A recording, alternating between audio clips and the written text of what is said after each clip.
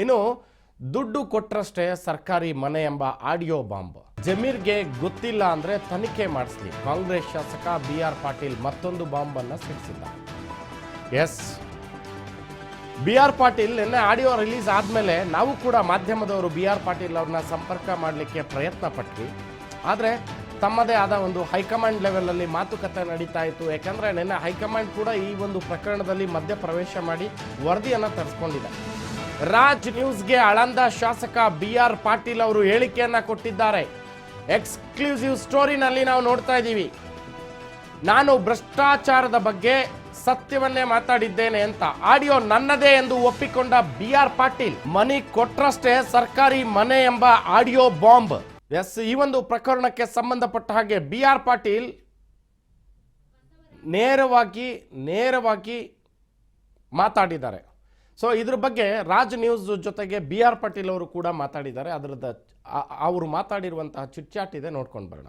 ನಮ್ಮ ಜೊತೆ ಶಾಸಕರಿದ್ದ BR Patil sir ಇದ್ದಾರೆ. ಸರ್, ನಿನ್ನೆ ಮಾತಾಡಿರ್ತಕ್ಕಂಥ ಆಡಿಯೋ ನಿಜನಾ ಸರ್? ನಿಮ್ದೇನಾ ಸರ್? ನಂದೇ ವಹಿಸೋದು ಸರ್. ಈಗ ವಸತಿ ಇಲಾಖೆಯಲ್ಲಿ ಆಗಿರ್ತಕ್ಕಂಥದ್ದು ಒಂದು ಏನು ಅವರ ಆಪ್ತ ಕಾರ್ಯದರ್ಶಿ ಮಾತನಾಡಿದ್ದಾರೆ, ಅದು ಒಂದು ಕಡೆ ಸರಿಯಲ್ಲ ಅನ್ನುವಂಥದ್ದು ಸಚಿವ ಜಮೀರ್ ಅಹಮದ್ ಖಾನ್ ಅವರು ಹೇಳಿದ್ದಾರೆ. ಯಾವುದೇ ರೀತಿ ಆರೋಪ ಸುಳ್ಳು ಇದು ಅನ್ನುವಂಥದ್ದು ಹೇಳ್ತಾ ಇದ್ದಾರೆ. ಅವ್ರು ಹೇಳ್ಬೋದು, ಅವ್ರು ಬಿಟ್ಟಂಥ ಅಭಿಪ್ರಾಯ. ನಾನು ಅವ್ರ ಅಭಿಪ್ರಾಯವನ್ನು ಹಸ್ತಕ್ಷೇಪ ಮಾಡಲ್ಲ. ಸರ್, ಈ ಬಗ್ಗೆ ನೀವು ಮಾಡಿರ್ತಕ್ಕಂಥ ಆರೋಪ ಬಗ್ಗೆ CM ಸಿದ್ದರಾಮಯ್ಯವ್ರು ಏನಾದರೂ ನಿಮ್ಮ ಬಗ್ಗೆ ಕೇಳಿದಾರ? ಏನು ವಿವರಣೆ ಅಂತಕ್ಕಂಥದ್ದು ಏನಾದರೂ? ಕೇಳಿಲ್ಲ ಸರ್. ಹೈಕಮಾಂಡ್ ನಾಯಕರು ಏನಾದರೂ ಕೇಳಿದರೆ ನೀವು ಕೊಡಲಿಕ್ಕೆ ರೆಡಿದ್ದೀರಾ ವರದಿ?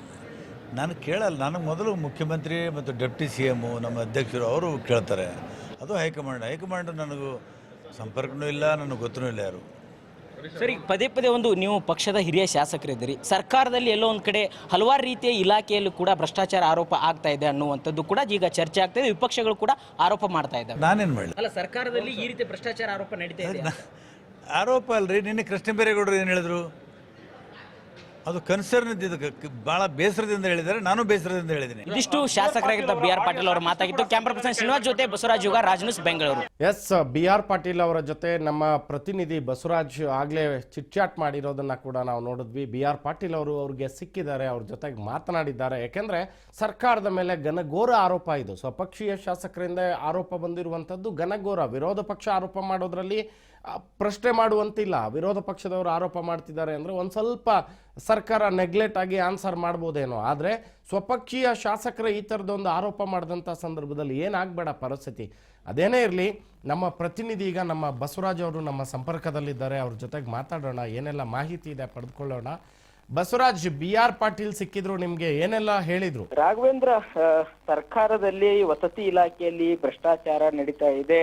ಒಂದ್ ಕಡೆ ಶಾಸಕರು ಪತ್ರವನ್ನು ಕೊಟ್ಟರು ಸಹಿತ ಅದಕ್ಕೆ ಮನ್ನಣೆ ಸಿಗ್ತಾ ಇಲ್ಲ. ಆದ್ರೆ ಗ್ರಾಮ ಪಂಚಾಯತಿ ಅಧ್ಯಕ್ಷರು ಒಂದು ಹಣವನ್ನ ಕೊಟ್ಟು ಮನೆಯನ್ನ ಮಂಜೂರಾತಿ ಮಾಡುವಂತಹ ರೀತಿಯಲ್ಲಿ ಕೂಡ ನಡೆದಿರ್ತಕ್ಕಂಥದ್ದು. ಹಾಗಾಗಿ ಇದು ಭ್ರಷ್ಟಾಚಾರ ನಡೀತಾ ಇದೆ ವಸತಿ ಇಲಾಖೆಯಲ್ಲಿ ಅನ್ನುವಂಥದ್ದನ್ನ ಏನು ಕಾಂಗ್ರೆಸ್ ಪಕ್ಷದ ಹಿರಿಯ ಶಾಸಕರಾಗಿರ್ತಕ್ಕಂಥ BR ಪಾಟೀಲ್ರು ಕೂಡ ಅವರ ಸಚಿವ ಜಮೀರ್ ಅಹಮದ್ ಖಾನ್ ಅವರ ಆಪ್ತ ಕಾರ್ಯದರ್ಶಿಯವರ ಜೊತೆ ಮಾತನಾಡಿರ್ತಕ್ಕಂಥ ಆಡಿಯೋ ವೈರಲ್ ಏನಿದೆ, ಅದು ಸಾಕಷ್ಟು ದೊಡ್ಡ ಮಟ್ಟದಲ್ಲಿ ಸಂಚಲನ ಕೂಡ ಮೂಡಿಸಿರ್ತಕ್ಕಂಥದ್ದು. ಸರ್ಕಾರದ ಮೇಲೆ ದೊಡ್ಡ ಆರೋಪ ಕೂಡ ಅವರ ಆಗಿರ್ತಕ್ಕಂಥದ್ದು. ಹಾಗಾಗಿ ಆ ವಿಚಾರಕ್ಕೆ ಸಂಬಂಧಪಟ್ಟಂತೆ ಆಡಿಯೋದಲ್ಲಿ ಮಾತನಾಡಿರ್ತಕ್ಕಂಥದ್ದು ಅವರೇನಾ ಇಲ್ವಾ ಅನ್ನುವಂತಹ ಕೆಲವೊಂದಿಷ್ಟು ಗೊಂದಲಗಳಿತ್ತು. ಆದ್ರೆ ರಾಜ್ ನ್ಯೂಸ್ ಜೊತೆ ಕೂಡ BR ಪಾಟೀಲ್ರು ಕೂಡ ಮಾತನಾಡಿರ್ತಕ್ಕಂಥದ್ದು ಹೌದು, ಆ ಆಡಿಯೋದಲ್ಲಿ ಮಾತನಾಡಿರ್ತಕ್ಕಂಥದ್ದು ನಿಜ.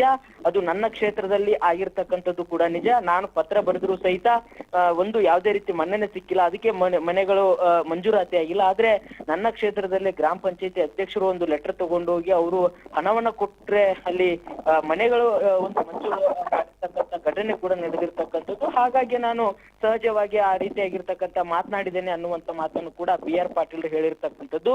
ನಾವು ಮತ್ತೊಂದು ಪ್ರಶ್ನೆಯನ್ನು ಕೂಡ ಕೇಳಿದೆ. ಅಂದ್ರೆ ಈಗಾಗಲೇ CM ಇಷ್ಟು ದೊಡ್ಡ ಮಟ್ಟದಲ್ಲಿ ಸಂಚಾರ ಮೂಡಿಸುವಂತ ಸಂದರ್ಭದಲ್ಲಿ CM ಅವರು ಮತ್ತೆ ಅಥವಾ ಪಕ್ಷದ ಹೈಕಮಾಂಡ್ ನಾಯಕರು ನಿಮ್ಮನ್ನ ಸಂಪರ್ಕ ಮಾಡಿದ್ರ, ಏನಾದ್ರೂ ಕ್ಲಾರಿಟಿ ಕೇಳಿದ್ರೆ ನೀವು ವಿವರಣೆ ಕೊಡ್ತೀರಾ ಅನ್ನುವಂತಹ ಪ್ರಶ್ನೆ ಕೇಳಿದಂತ ಸಂದರ್ಭದಲ್ಲಿ ರಾಘವೇಂದ್ರ ಅವ್ರು ಹೇಳಿದ್ರು, ಒಂದ್ ಕಡೆ ಅವರು CM ಅವರಾಗಲಿ ಹೈಕಮಾಂಡ್ ನಾಯಕರಲ್ಲಿ ಯಾರೇ ಕೂಡ ಈ ಒಂದು ಪ್ರಕರಣಕ್ಕೆ ಸಂಬಂಧಪಟ್ಟಂತೆ ಕರೆದ್ರೆ ನಾನು ಸಂಪೂರ್ಣವಾಗಿರ್ತಕ್ಕಂಥ ವಿವರಣೆ ಕೊಡ್ತೇನೆ. ಆಡಿಯೋದಲ್ಲಿ ಮಾತನಾಡಿರ್ತಕ್ಕಂಥದ್ದು ನಿಜ, ನನ್ನ ಕ್ಷೇತ್ರದಲ್ಲಿ ಆಗಿರ್ತಕ್ಕಂಥದ್ದು ನಿಜ, ಮತ್ತೆ ಈ ವಸತಿ ಇಲಾಖೆಯಲ್ಲಿ ಈ ರೀತಿಯಾಗಿರ್ತಕ್ಕಂಥ ಭ್ರಷ್ಟಾಚಾರ ನಡೀತಾ ಇದೆ, ಅದನ್ನು ಕೂಡ ದಾಖಲೆ ಸಮೇತವಾಗಿ ನಾನು ಬೇಕಾದ್ರೆ CM ಅವರು ವಿವರಣೆ ಕೇಳಿದ್ರು ಸಹಿತ ಕೊಡ್ತೀನಿ ಅಥವಾ ಹೈಕಮಾಂಡ್ ನಾಯಕರು ಕೇಳಿದ್ರು ಕೂಡ ಕೊಡ್ತೀನಿ ಅನ್ನುವಂತಹ ಮಾತುಗಳನ್ನು ಕೂಡ ಇವತ್ತು BR ಪಾಟೀಲ್ ಆಡಿರ್ತಕ್ಕಂಥದ್ದು. ಇನ್ನೊಂದು ಪ್ರಮುಖವಾಗಿ ಇದು ಸರ್ಕಾರದ ಮೇಲೂ ಕೂಡ ಒಂದ್ ಕಡೆ ವಿಪಕ್ಷಗಳು ದೊಡ್ಡ ಮಟ್ಟಿಗೆ ಟೀಕಾಪ್ರಹಾರವಾಗಿ ಮಾಡ್ತಾ ಇದ್ದಾವೆ. ಕಾಂಗ್ರೆಸ್ ಪಕ್ಷದಲ್ಲಿ ಹಿರಿಯ ಶಾಸಕರಿದ್ದೀರಿ, ಈ ರೀತಿಯಾಗಿರ್ತಕ್ಕಂಥ ಆರೋಪ ಯಾವ ಆಧಾರದ ಮೇಲೆ ಮಾಡ್ತೀರಿ ಅನ್ನುವಂತಹ ಪ್ರಶ್ನೆಯನ್ನು ಕೇಳುವಂತ ಸಂದರ್ಭದಲ್ಲಿ ಕೂಡ ನನ್ನ ಬಳಿ ಆಧಾರಗಳಿದಾವೆ. ಯಾಕಂತಂದ್ರೆ ಯಾವುದೇ ಸರ್ಕಾರದಲ್ಲಿ ಕೂಡ ಭ್ರಷ್ಟಾಚಾರ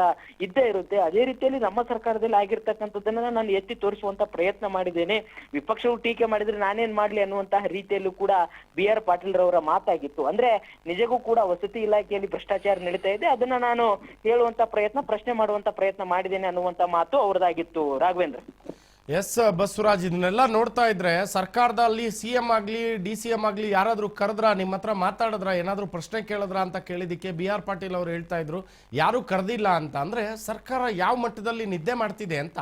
ಖಂಡಿತ ರಾಘವೇಂದ್ರ, ಆ ಒಂದು ಪ್ರಶ್ನೆಯನ್ನು ಕೂಡ ನಾವು ಕೇಳಿದ್ವಿ. ಯಾಕಂತಂದ್ರೆ ಇಷ್ಟು ದೊಡ್ಡ ಮಟ್ಟದಲ್ಲಿ ಸರ್ಕಾರದ ಮೇಲೆ ಸ್ವಪಕ್ಷದವರೇ ಆಗಿರ್ತಕ್ಕಂಥ BR ಪಾಟೀಲ್ ಈ ರೀತಿಯಾಗಿ ಆರೋಪ ಮಾಡಿದ್ರು ಸಹಿತ ಈವರೆಗೂ ಕೂಡ CM ಅವರಾಗಿರ್ಬೋದು, DCM ಆಗಿರ್ಬೋದು ಕರೆದು ಏನ್ ಆರೋಪ ನಿಜಕ್ಕೂ ಕೂಡ ಇಲಾಖೆ ಆಗ್ತಾ ಇದೆ ಅನ್ನುವಂಥದ್ದು, ಅಥವಾ ಇಲಾಖೆ ಸಂಬಂಧಪಟ್ಟಂತ ಸಚಿವರನ್ನ ಕರೆಸಿ ಅವ್ರನ್ನು ಕೂಡ ಕರೆಸಿ ಇಬ್ಬರನ್ನು ಕೂಡ ಏನಲ್ಲಿ ಅವರ ಆಪ್ತ ಕಾರ್ಯದರ್ಶಿನೂ ಕೂಡ ಕರೆಸಿ ಏನ್ ಸಮಸ್ಯೆ ಆಗಿದೆ, ಯಾವ ಲೆಟ್ರು ಯಾವ ಮಂಜೂರಾತಿ ಮಾಡ್ಬೇಕಾಗಿತ್ತು, ನೀವು ಲೆಟರ್ ಯಾವಾಗ ಬರ್ದಿದ್ರಿ, ಗ್ರಾಮ ಪಂಚಾಯತ್ ಅಧ್ಯಕ್ಷರು ಯಾವ ಹಣ ಯಾರಿಗೆ ಕೊಟ್ಟರು, ಹಣ ಎಲ್ಲಿ ಮಂಜೂರಾತಿ ಆಯ್ತು, ಇವೆಲ್ಲವನ್ನು ಕೂಡ ಕೇಳಿ ಕ್ಲಾರಿಫಿಕೇಶನ್ ತೆಗೆದುಕೊಳ್ಬೇಕಾಗಿತ್ತು.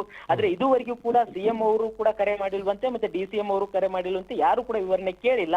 ಅವ್ರು ವಿವರಣೆ ಕೇಳಿದ್ರೆ ನಾನು ಕೊಡೋಕ್ ಸಿದ್ಧನಿದ್ದೇನೆ ಅನ್ನುವಂತ ಮಾತು ಕೂಡ BR ಪಾಟೀಲ್ ಆಗಿರ್ತಕ್ಕಂಥದ್ದು. ಹಾಗಾಗಿ ಎಲ್ಲೋ ಒಂದ್ ಕಡೆ ಇದನ್ನ ಸರ್ಕಾರವು ಕೂಡ ಇಲ್ಲ, ಈ ಇಲಾಖೆಗಳಲ್ಲಿ ಆರೋಪ ಕಂಡು ಬಂತ ಸಂದರ್ಭದಲ್ಲೂ ಕೂಡ ನಿಧಾನವಾಗಿ ತೆಗೆದುಕೊಳ್ಳೋಣ, ಇದು ಸರಿಯೋ ತಪ್ಪು ಅನ್ನುವಂಥದ್ದನ್ನ ಇನ್ನೂ ಕೂಡ ಒಂದಿಷ್ಟು ಚರ್ಚೆ ಕೂಡ ಮಾಡ್ತಾ ಇದ್ದಾರೇನೋ ಅನ್ನುವಂಥದ್ದು ಕೂಡ ಗೊತ್ತಾಗ್ತದೆ. ಆದ್ರೆ ಇವತ್ತು DCM DK ಶಿವಕುಮಾರ್ ಅವರು ಹೇಳಿರ್ತಕ್ಕಂಥದ್ದು BR ಪಾಟೀಲ್ರು ಆರೋಪ ಮಾಡಿರ್ತಕ್ಕಂಥದ್ದು ನಾನು ಖಂಡಿಸ್ತೇನೆ. ಆದ್ರೆ ಅದು ಆ ವ್ಯವಸ್ಥೆ ಆ ರೀತಿಯಾಗಿ ಇಲ್ಲ ಅನ್ನುವಂಥದ್ದು, ನಾನು ಈ ಬಗ್ಗೆ ಅವ್ರ ಜೊತೆನೂ ಕೂಡ CM ಅವರು ಕೂಡ ಮಾತನಾಡ್ತಾರೆ, ನಾನು ಕೂಡ ಅವ್ರನ್ನ ಕರೆಸಿ ಮಾತನಾಡ್ತೀನಿ ಅನ್ನುವಂತ ಮಾತನ್ನು ಕೂಡ ಹೇಳಿರುವಂಥದ್ದು. ಹಾಗಾಗಿ BR ಪಾಟೀಲ್ನ ಇವತ್ತು ಅಥವಾ ನಾಳೆ ಕರೆಸಿ ಮಾತನಾಡುವಂತ ಎಲ್ಲ ಸಾಧ್ಯತೆ ಇದೆ ರಾಘವೇಂದ್ರ.